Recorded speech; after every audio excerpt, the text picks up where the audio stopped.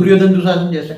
ठीक है। वो मरने के बाद तो उसका संस्कार तो परिवर्तन नहीं हुआ ना, उसकी आत्मा का संस्कार परिवर्तन तो नहीं हुआ। तो वो मरने के बाद तो सूक्ष्म जगत में भी वो हाहाकार मचाएंगे ना, सूक्ष्म जगत में जो मरने के बाद तो अंतमति सोगति जाते हैं ना, सूक्ष्म ही बनेंगे ना। बिल्कुल। भूत प्रेत बन के ऐसे भटकेंगे ना, क्या बनेंगे? बिल्कुल सत्य बात। अंतमति सोगति कहाँ जाएंगे? जन्म तो बाद में, ऐसे लोगों को मिलना बहुत मुश्किल है, क्योंकि कर्म की थियरी ऐसे है, बहुत पाप करते हैं। हाँ। तो ऐसे लोगों को जन्म लेते लेते बहुत मुश्किल होती है, और मरने के बाद भी ऐसे लोग ही उसको पकड़ते हैं। जो सब्टल वर्ड है उसमें भी सूक्ष्म में ऐसी नेगेटिव भी आत्मा है, पॉजिटिव भी आत्मा है। क्या बाबूजी ऐसा सिस्टम नहीं है कि ऐसे आसुरी कर्म वाले सीधे जानवर योनि में चले जाएं और नेक्स्ट जन्म उनके जानवर में ही हो, जब तक वो पाप ना भोगते तब तक जानवर ही बनते हैं? ऐसी व्यवस्था थी पहले कि बहुत पाप, आत्मा बहुत पाप करती तो आत्मा की कैपेसिटी डाउन हो जाती है, फिर ये 84 लाख योनि में आत्मा भटकती थी। ये पहले प्रोसीजर थी, ठीक है। मगर अभी धीरे धीरे बदल गई ना।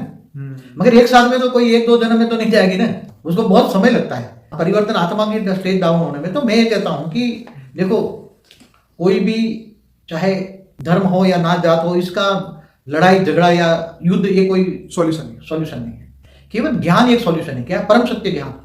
आत्माओं को थियरी ऑफ कर्म समझाना चाहिए। तुम आत्मा चाहो तो आत्मा अपना मित्र है, अपना दुश्मन है, ये समझाना चाहिए।